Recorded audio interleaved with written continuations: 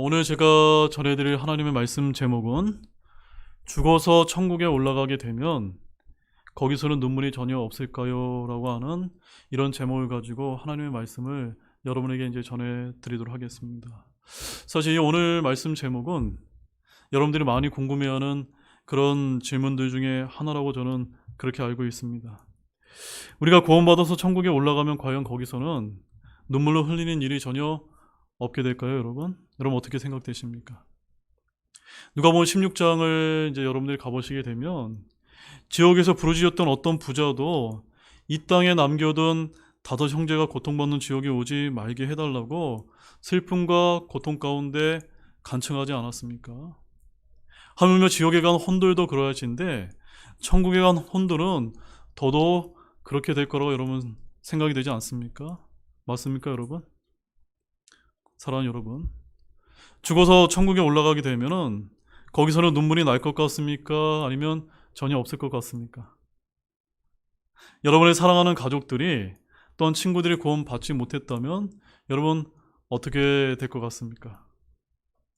사실 이 질문은 반은 맞고 반은 틀리다는 것을 여러분에게 솔직히 말씀을 드립니다. 오늘 그 부분에 대해서 답을 여러분에게 이제 드리게 될 텐데, 자, 먼저 본문에서 특히 4절 말씀을 이제 주목해서 다시 한번 읽어보도록 하겠습니다. 4절 말씀 함께 보겠습니다. 하나님께서 그들의 눈에서 모든 눈물을 닦아 주실 것이며 다시는 사망이 없고 슬픔도 울부짖음도 없으며 아픔도 다시는 없으리니 이는 이전 것들이 지나갔기 때문이다 하더라. 물론 이 땅에서 구원받은 신자는 예수 그리스도 안에서 다시 태어났기 때문에 이 땅에서 생을 마감하자마자 주 하나님께서 계신 셋째 안을, 즉 천국의 낙원에 안식하게 되어 있습니다. 그러나 교리적으로 볼 때는 오늘 본문 말씀의 완전한 성취는 믿는 성도들의 심판인 그리스도의 심판석 이후에 또한 천년왕국을 지나 요한계시록 20장 11절 말씀을 가보시게 되면 큰 희망자 심판이 끝나고 나서 새하늘과 새 땅이 열렸을 때 비로소 일어나게 될 것이라고 저는 그렇게 이제 믿고 있습니다. 여러분 요한계시록 20장 11절에서 12절 말씀 한번 가보시기 바랍니다.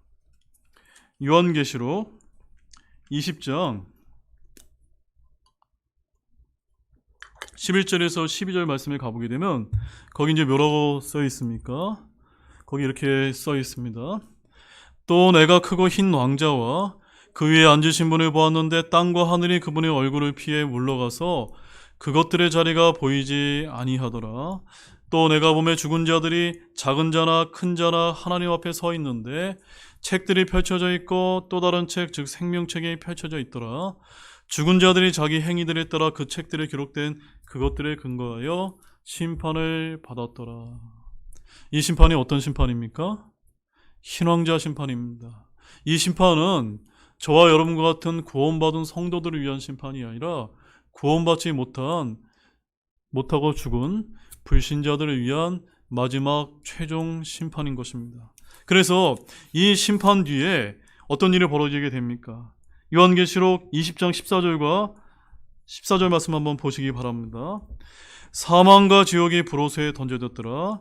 이것이 둘째 사망이니라 라고 해서 바로 이 신왕자 심판석에서 불신자들이 최종적으로 심판을 받고 불옷에 떨어지는 둘째 사망에 처해지게 된다라고 성경이 이렇게 이제 말씀을 하고 있습니다. 그 다음에 이제 요한계시록 21장 1절에서 어떤 일이 이제 일어나고 있습니까? 내가 새 하늘과 새 땅을 보았으니 이는 처음 하늘과 처음 땅이 사라졌고 바다도 다시는 있지 아니하였기 때문이라 라고 말씀하시면서 새 하늘과 새 땅이 이제 열리게 되는 것입니다. 그리고 2절에서는 거룩한 도시 새 예루살렘이 하늘에서 하나님으로부터 내려오너라 라고 이렇게 이제 성경이 말씀을 하고 있는 것입니다. 여러분, 방금 전에 저희들이 이제 살펴본 말씀처럼 우리 구원받은 신자의 혼은 죽자마자 몸과 분리되어서 첫째, 둘째 하늘을 통과하여 순식간에 셋째 하늘로 올라 우리가 부르는 하늘나라, 즉 천국으로 이끌림을 받게 됩니다.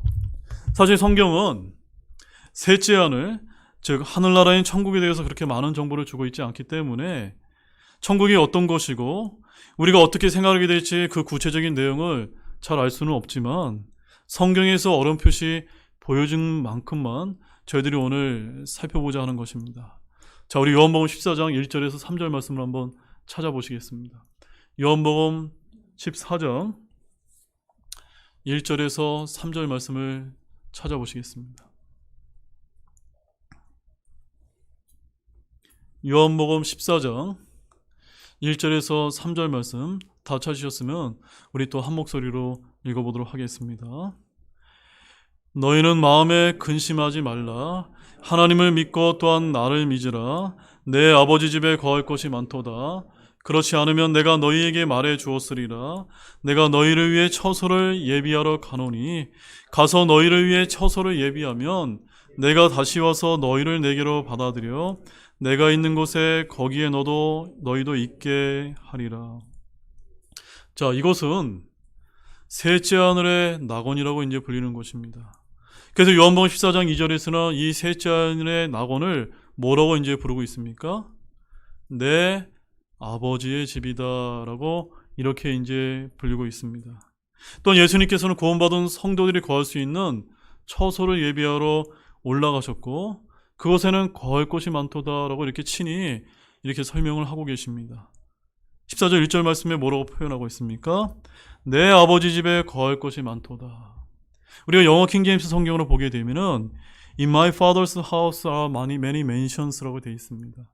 천국에는 우리가 거하게 될 맨션들이 있다라고 이제 표현하고 있습니다. 각자에게 주어질 처소, 즉 맨션이 예비되어 있는데 이 맨션은 여러분들 이제 우리나라에 가보게 된 맨션들 많이 있죠. 그런 맨션을 말하는 것이 아니라 미국의 어떤 목사님의 주석에 의하면 이 맨션이라고 하는 이 영어 표현은 대저택이라고 이렇게 이제 설명하고 계십니다. 그래서 이 땅에서 우리는 나그네와 같은 신세이지만 우리가 죽음을 맞이해서 영원한 처소인 천국에 올라가게 되면은 구원받은 각 성도 여러분 한 분 한 분을 위해서 황금의 대저택이 예비되게 될 것이다라고 주님께서 이렇게 우리에게 약속하고 계신 것입니다. 여러분 기쁘십니까? 네, 기쁘지 않습니까, 여러분? 거기에는 주님께서 함께 계실 것이고 저와 여러분도 함께 주님과 영원히 거하게 될 것이라고 약속하고 계심을 믿으시기 바랍니다. 그러면 요한복음 14장 1절에서 주님은 우리로 하여금 근심하지 말라. 하나님을 믿고 또한 나를 믿으라 라고 이렇게 말씀을 하고 계십니다. 이곳에 갈 수 있는 유일한 길은 어떤 길입니까? 바로 주 예수 그리스도를 믿는 길뿐이라고 이렇게 6절에서 말씀을 하고 계십니다. 6절 말씀도 한번 보시기 바랍니다. 예수님께서 그에게 이르시되 내가 곧 길이요 진리요 생명이니 나를 통하지 않고서는 아무도 아버지께 오지 못하리라. 나를 통하지 않고서는 누구이십니까? 바로 주 예수 그리스도를 믿지 아니하고서는 이 아버지 집에 갈 수 있는 길은 결코 없다라고 이렇게 말씀을 하고 계신 것입니다. 여러분, 천국에는 굶주림도 또는 핍박도 또는 싸움과 논쟁도 결코 없을 것입니다. 그곳에는 다시는 사망도 없을 것입니다. 그렇지만 여전히 눈물과 슬픔과 울부짖음과 아픔은 아직 완전히 사라지지 않게 될 것이라고 저는 그렇게 생각을 하고 있습니다. 그렇다면 여러분, 제 말을 오해하지 마시길 바랍니다. 이 땅에서처럼 삶이 고달파서 또는 속임당해서 또 미움받아서 또는 병에 걸려서 눈물을 흘리고 슬프고 울부짖고 아픈 그런 것이 결코 아니라는 점입니다. 그것들은 낙원에 올라갔을 때 다 없어지고 우리는 정말로 편안하게 안식하게 될 줄로 아시기를 바랍니다. 다시 본문 4절 말씀을 한번 돌아가 보겠습니다. 본문 4절에서 뭐라고 다시 표현하고 있습니까? 한번 우리 큰 목소리를 다시 한번 읽어보시기 바랍니다. 하나님께서 그들의 눈에서 모든 눈물을 닦아주실 것이며 다시는 사망이 없고 슬픔도 울부짖음도 없으며 아픔도 다시는 없으리니 이는 이전 것들이 지나갔기 때문이더라 하더라. 자, 그런데 목사님, 요한계시록 21장 4절 말씀에서 분명히 하나님께서는 그들의 눈에서 모든 눈물을 닦아주실 것이고 슬픔도 울부짖음도 아픔도 다시는 없으리라고 이렇게 약속하지 않습니까? 라고 이렇게 이제 저에게 물어보실 수가 있습니다. 네, 이 말씀은 맞습니다. 그렇지만 이 말씀은 교리적으로 요한계시록 20장에서 천년왕국이 끝나고 큰 희왕자 심판이 끝나고 요한계시록 21장에서 새 하늘과 새 땅으로 바뀌어서 새 예루살렘이 하늘에서 내려오게 될 그 시점임을 여러분들이 기억하시길 바랍니다. 여러분 이해가 되셨습니까? 즉 우리가 구원받아서 죽어서 하나님의 은혜로 하늘나라에 가게 된다면 여전히 천국에서 여러분의 눈물은 새하늘과 새 땅이 열리기까지 새 예루살렘에 들어가기 전까지 있을 수 있게 될 것이라는 말씀이란 사실입니다. 왜냐하면 하늘나라에 가도 이 땅에 남겨둔 사랑하는 가족들과 친구들 때문에 슬픔과 울부짖음과 아픔이 있을 수밖에 없으며 궁극적으로는 그들이 구원받지 못해 죽었을 때 그 슬픔과 아픔이 그 누구보다 클 수밖에 없기 때문인 것입니다. 여러분 이제 상식적으로 이해가 되셨습니까? 자기 자신은 영원한 안식처요, 아버지의 집인 주님 품에 거하고 있지만 사랑하는 가족들과 친구들의 구원을 위해 내가 해줄 수 있는 일이 아무것도 없을 것이기 때문입니다. 비록 영광스러운 곳에서 이 땅에서 누려보지 못한 영원한 안식을 저와 여러분은 누리게 될 것이지만 이 땅이나 지옥에서 고통당하는 사랑하는 가족들과 친구들이 여전히 기억될 수밖에 없기 때문인 것입니다. 누가복음 16장에서 지옥에 간 어떤 부자도 자신의 사랑하는 가족인 남은 5 형제가 자신이 고통받는 그 끔찍한 지옥으로 오지 않게 해달라고 그렇게 간청했는데 하물며 완전한 사랑과 평안과 안식의 장소인 하늘나라의 낙원에 가 있는 성도라면 더 안타까운 것이 상식적이지 않습니까? 맞습니까, 여러분? 우리 누가복음 16장 27절에서 28절 말씀 한번 보시도록 하겠습니다. 누가복음 16장 27절에서 28절 말씀입니다.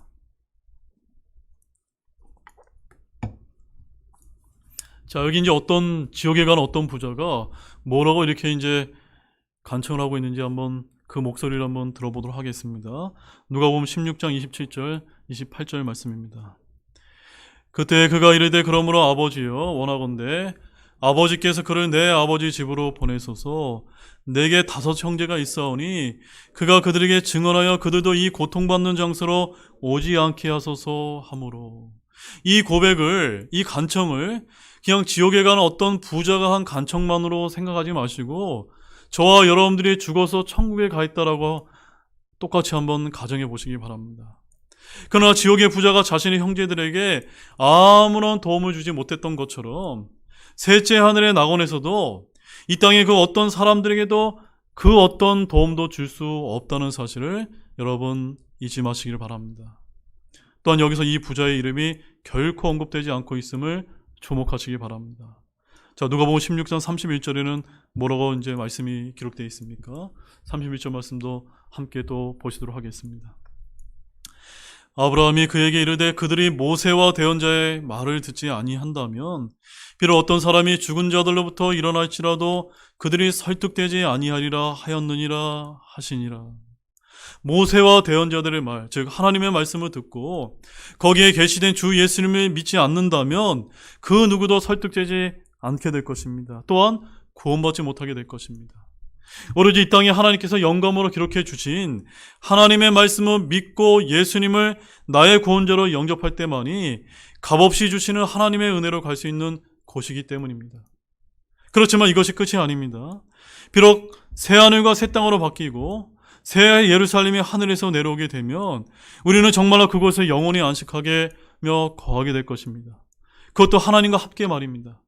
그런데 그때가 되면 새 예루살렘에서는 참으로 안타깝게도 이제는 더는 사랑하는 가족들이나 친구들 때문에 슬퍼하거나 마음이 아프지 않도록, 더는 눈물이 나지 않도록, 우리들의 기억에서 그들의 존재를 기억나지 않도록 하나님께서 지우게 되실 것입니다. 그것이 바로 요한계시록 21장 4절 말씀에서 하나님께서 그들의 눈에서 모든 눈물을 닦아 주실 것이며 라는 이 말씀이 온전히 이루어지는 순간이라고 저는 그렇게 믿고 있는 것입니다. 이처럼 천국에서 완전하고도 영원한 행복과 안식에 대해 깊이 이야기를 나누다 보면 다음과 같은 질문이 자연스럽게 떠오르게 될 것입니다. 내가 사랑하던 사람들이 지옥으로 가면 과연 천국에서 나는 행복할 수 있을까? 그들이 불호소의 불꽃 속에서 심한 고통을 받으며 소리치고 있다는 것을 알면서 어떻게 내가 완전한 행복을 누릴 수 있단 말입니까? 라고 이런 질문이 떠오르지 않을 수밖에 없습니다. 이런 의문은 타당할 것입니다. 제가 이런 의문에 대해 답을 드리면 그것은 다음과 같습니다.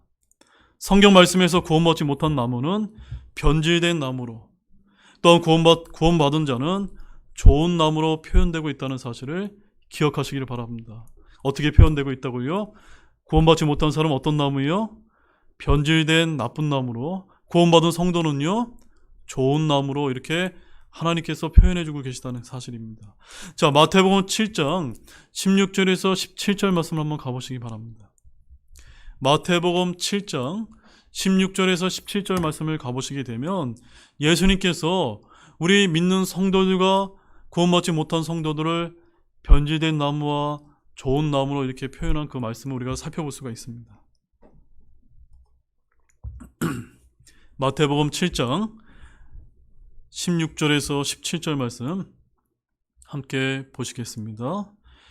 너희가 그들의 열매로 그들을 알리니 사람들이 가시나무에서 포도를 또는 엉겅퀴에서 무화과를 거두겠느냐? 이와 같이 좋은 나무마다 좋은 열매를 맺되 변질된 나무는 나쁜 열매를 맺나니. 여러분 확인하셨습니까? 좋은 나무가 있고 변질된 나무가 있다라고 이렇게 구원받은 성도와 구원받지 못한 성도를 예수님께서 이렇게 비유로 들어서 설명을 해주고 계십니다. 또한 예수님의 다음 말씀에도 여러분 귀 기울여서 한번 들어보시기 바랍니다. 우리 누가복음 13장 6절에서 9절 말씀도 한번 찾아보시기 바랍니다. 누가복음 13장 6절에서 9절 말씀에 아주 중요한 말씀, 중요한 표현이 이제 등장하는 것을 우리가 이제 볼 수가 있습니다. 자, 누가복음 13장 6절에서 9절 말씀을 우리 천천히 한번 읽어보도록 하겠습니다. 같이 보겠습니다. 그분께서 또한 이 비유를 말씀하시되 어떤 사람에게 자기 포도원에 심은 무화과나무 한 그루가 있었는데 그가 와서 그것의 열매를 구하였으나 하나도 찾지 못하였으므로 그때 그가 자기 포도원지기에게 이르되 보라, 내가 이 3년 동안 와서 이 무화과나무에서 열매를 구하되 하나도 찾지 못하니 그것을 베어버리라. 어찌하여 그것이 땅을 버리게 하겠느냐 하며 그 종이 그에게 대답하여 이르기를 주인이여 금년에도 그것을 그대로 두소서. 그동안 내가 그것의 주위를 파고 그것에 거름을 주리니 만일 그것이 열매를 맺으면 좋겠지만 그렇지 않으면 그 뒤에 그것을 베어버리소서 하였느니라 하시니라. 자, 이 말씀은 우리 예수님께서 구원해 주시고 열매 맺는 나무로 심어 주셨는데 그 목적을 제대로 이루지 않은 그리스도인들을 묘사하는 그런 말씀이 되겠습니다. 하나님의 자녀라도 자기 아버지 하나님을 너무 멀리 떠밀어 버릴 수가 있습니다. 그러면 주님은 어쩌면 그의 생명을 앗아갈지도 모른다는 사실입니다. 주님께서는 그 나무를 베어버릴지 모른다는 점입니다. 여기서 어떻게 나무가 쓰러질까 하는 것에 특별히 관심을 두고 여러분들이 살펴보기를 원합니다. 앞서 살펴본 성경 말씀에서 예수님께서는 어떻게 말씀하셨습니까? 7절 말씀 보십시오. 그것을 어떻게 하게 되어 있습니까? 베어버리라 라고 되어 있습니다. 베어버리라. 여러분들이 좋은 나무라 할지라도 여러분들이 하나님의 목적대로 여러분들의 삶을 다하지 못한다면 주님께서 베어버릴 수 있다는 점입니다. 자, 지금부터는 여러분 잘 들으시기 바랍니다. 베어지지 않고 다른 방법으로 쓰러지는 나무에 대해서 그런 표현을 한번 우리가 살펴보도록 하겠습니다. 예수님께서는 종교심이 가득한 군중들에게 다음과 같이 이제 말씀하신 적이 있는데, 자, 마태복음 15장 6절 말씀을 한번 가보시기 바랍니다. 마태복음 15장 6절에서 9절 말씀에 가보게 되면 종교심이 가득한 군중들에게 주님께서 하신 말씀이 이제 기록되어 있습니다. 자, 마태복음 15장 6절에서 9절 말씀은 제가 이제 읽어드리도록 하겠습니다.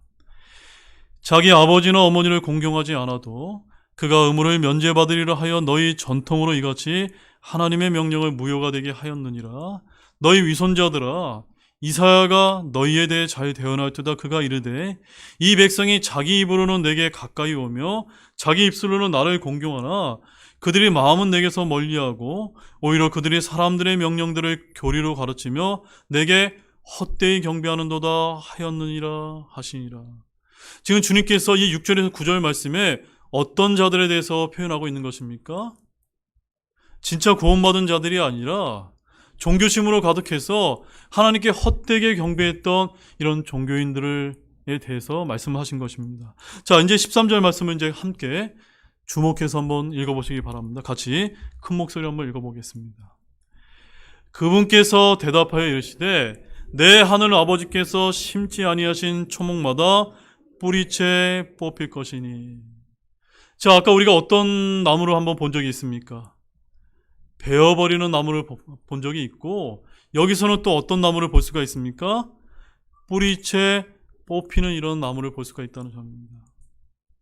위에 성경 말씀에서 나오는 나무는, 그 나무가 쓰러지는 방법은 앞에서 살펴봤던 방법과 상당한 차이가 있다는 점을 여러분 주목해서 보시길 바랍니다. 여기 나오는 초목, 즉 나무는 하나님의 말씀을 따르기보다는 사람들의 전통에 기초로 둔 어떤 종교를 따랐던 사람, 즉 구원받지 못한 사람을 가리키는 것입니다.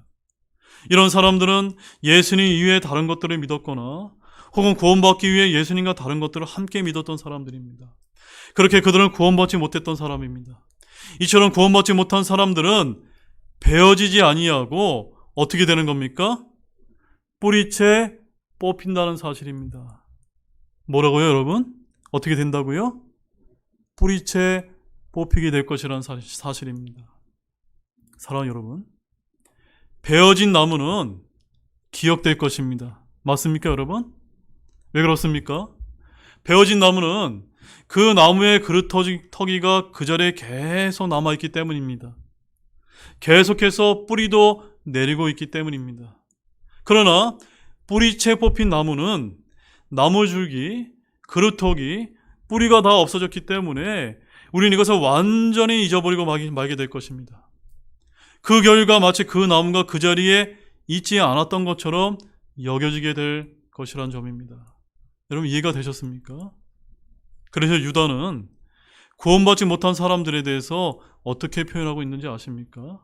여러분 유다서 12절 13절 말씀 한번 찾아보시기 바랍니다.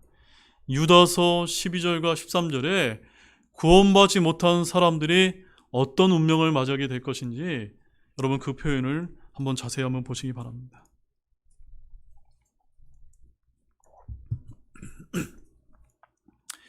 유다서 12절과 13절 말씀은 너무너무나 중요한 말씀이기 때문에 우리 천천히 한번 찾아서 한번 읽어보도록 하겠습니다. 다 찾으셨습니까? 우리 같이 한 목소리를 읽어보겠습니다.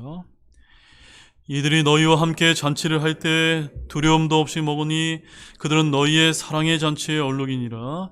그들은 바람에 밀려다니는 물 없는 구름이요 열매가 시들고 열매가 없으며 두 번 죽어 뿌리채 뽑힌 나무요 자기 수치의 거품을 뿜어내는 바다의 성난 물결이며 떠돌아다니는 별들이니 그들을 위해 캄캄한 어둠이 영원토록 예비되어 있느니라. 여러분 이 말씀이 누구를 향해서 어디에 가 있는 그런 혼들을 위한 말씀이라는 것이 여러분 쉽게가 이해되셨습니까? 바로 지옥에 가 있는 이제 영원토록 캄캄한 어둠인 지옥에 가 있는 그런 혼들을 향한 말씀이라는 것을 우리가 알 수가 있습니다. 근데 그 지옥에 간 혼들을 향해서 뭐라고 표현하고 있습니까? 두 번 죽어 뿌리채 뽑힌 나무요라는 이 표현을 여러분 보셨습니까? 이들은 어떻게 죽은 자들이라는 겁니까? 한 번 죽은 것이 아니라 2번 죽은 자들이라는 사실입니다. 그들은 왜 2번 죽게 되었습니까? 다시 태어나지 않았기 때문에, 거듭나지 않았기 때문에 2번 죽게 된 것입니다. 그들은 오직 한 번만 태어났기 때문에 2번 죽게 된 것입니다. 그러나 구원받은 저와 여러분들은 한 번만 태어나지 않고 어떻게 태어났습니까? 다시 태어나지 않았습니까? 거듭나지 않았습니까? 그래서 거듭났기 때문에 2번이 아니라 한 번만 죽게 된다는 사실을 여러분 기억하시기 바랍니다. 그러면 2번 죽는 사람들은 거듭나지 못했고, 성경은 이것에 대해서 뭐라고 부르는지 아십니까? 그것을 둘째 사망이다라고 이렇게 부르는 것입니다. 한번 따라해 보겠습니다. 둘째 사망. 이 둘째 사망은 앞서 우리가 이제 요한계시록 20장에서 봤던 것처럼 사망과 지옥마저도 던져지는 불호수의 형벌인 둘째 사망을 가리키는 것입니다. 그리고 그것은 또한 몹시 어두운 곳이라고 마태복음 22장 13절 말씀에서 예수님께서는 이렇게 이제 표현을 하셨습니다. 마태복음 22장 13절 제가 읽어드리겠습니다. 그때 왕이 종들에게 이르되 그의 손발을 묶고 그를 데려다가 바깥 어둠 속으로 내쫓으라. 거기서 슬피 울며 이를 갈미 있으리라 하니라라고 이렇게 그 끔찍한 불호수에 대해서 주님께서 표현하고 계신 것입니다. 한편 유다서의 성경 말씀에서는 뿌리째 뽑힌이라는 말씀이 가장 중요하다는 것을 여러분 잊지 마시길 바랍니다. 구원받지 못한 사람은 솔로몬이 예루살렘에 살았을 때 묘사한 사악한 사람들과 같을 것입니다. 솔로몬은 전도서에서 구원받지 못한 사람이 헤아려서 그가 얻을 수 있는 모든 것을 위해 살아갈 때의 삶을 이제 표현하고 있는데, 자신을 구원해줄 구원자도 없고 고대할 천국도 없는 사람의 무의미한 인생이 끝나갈 때 외치는 공허한 울부짖음을 들을 수가 있다는 점입니다. 자, 그 말씀도 한번 우리가 찾아보겠습니다. 전도서 2장 17절에서 18절 말씀입니다. 전도서 2장 17절과 18절 말씀입니다.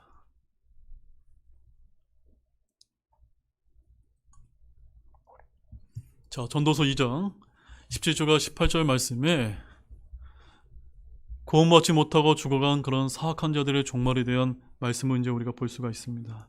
같이 보겠습니다. 그러므로 내가 사는 것을 미워하였으니 이는 모든 것이 헛되며 영을 괴롭게 하는 것이므로 헤아려서 이룩한 일이 내게 고통을 주기 때문이라. 참으로 내가 헤아려서 행한 내 모든 수고의 산물을 미워하였으니 이는 내가 그것을 내 뒤에 올 사람에게 남겨야 하기 때문이라. 이제 솔로몬이 구원받지 못한 사람의 종말을 이제 관찰을 했는데, 그때 성령님의 영감이 함께했던 솔로몬의 관찰력을 한번 따라가 보도록 하겠습니다. 자, 뒷장으로 넘기셔서 전도서 8장 10절 말씀을 또 한번 찾아보시겠습니다. 전도서 8장 13절 말씀을 이제 가보게 되면은 이제 사악한 자들의 종말의 모습을 이제 볼 수가 있습니다. 함께 읽어보겠습니다. 이렇게 내가 사악한 자들이 묻히는 것을 보았는데 그들은 왔다가 거룩한 자의 처소를 떠났으며 자기들이 그렇게 행한 도시에서 잊혔나니 이것도 헛되도다. 무엇이 헛되도다라고 이렇게 표현하고 있습니까? 그 사악한 자들, 구원받지 못한 자들이 그 죽음이 헛되도다라고 이제 표현하고 있습니다. 특별히 그 죽음에 대해서 솔로몬이 뭐라고 이제 표현하고 있습니까? 그들은 잊혔나니라고 이렇게 표현하고 있습니다. 우리 영어 킹제임스 성경의 표현으로 보게 되면 They were forgotten이라고 이렇게 되어 있습니다. 그들이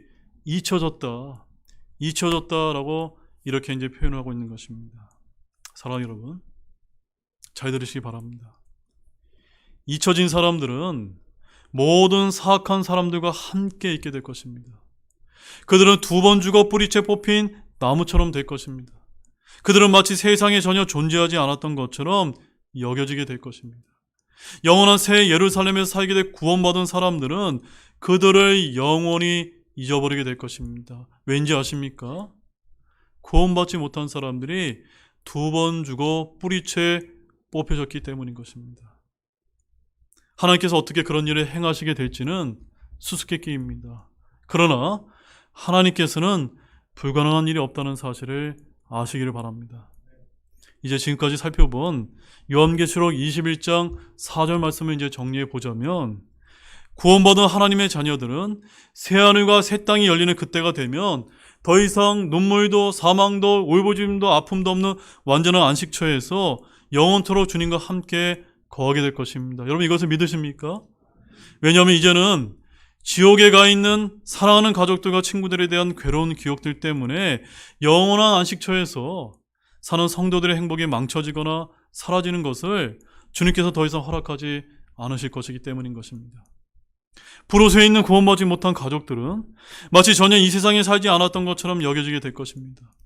가족들이 부로스에 고통받고 있다는 기억은 새 예루살렘에 살고 있는 구원받은 성도들의 마음에서 완전히 뿌리쳐 뽑혀 사라지게 될 것입니다. 또한 그것에 어둠이 없고 주님이 비추는 그분 자신의 영광스러운 빛 가운데 영원히 거하게 될 것입니다. 지금 이 땅에서 살아가는 사람들은 살면서 삶이 힘들고 지쳐서 눈물을 흘리게 될 때가 참으로 많이 있습니다. 또한 건강이 좋지 않아서 아플 때가 있고 그 때문에 주님께 울부짖을 때도 많이 있습니다. 더욱이 지은 죄들 때문에 완전한 화평과 완식을 누리지 못하며 탄식하곤 합니다.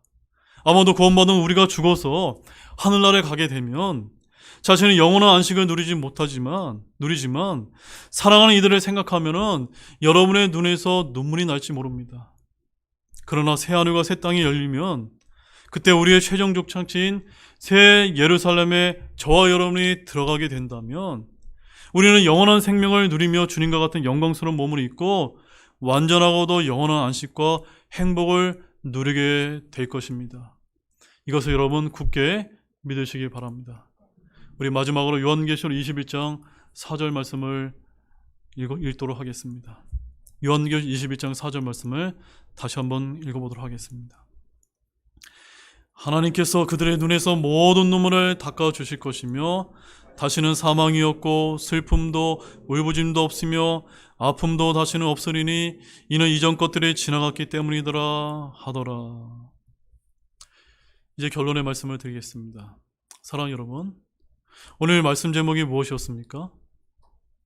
죽어서 천국에 올라가게 되면 거기서는 눈물이 전혀 없을까요? 라고 이렇게 제가 이제 이 제목의 말씀을 드리지 않았습니까? 여러분 여기에 대한 답을 분명하게 얻으셨습니까? 답은 천국에서도 저와 여러분은 여전히 눈물을 흘리게 될 것이라는 점입니다. 그러나 새 하늘과 새 땅이 열리고 새 예루살렘이 하늘에서 내려오는 그때가 된다면 반드시 하나님께서 저와 여러분의 눈에서 모든 눈물을 닦아주게 될 것이라는 사실입니다. 그때가 되면은 다시는 눈물을 흘리지 않게 될 것이라는 사실을 믿으시길 바랍니다. 여기 계신 모든 분들이 이런 영광스러운 축복을 놓치지 않는 모든 분들이 되시기를 우리 예수 그리스도의 이름으로 축원합니다. 우리 다 같이 일어나시겠습니다.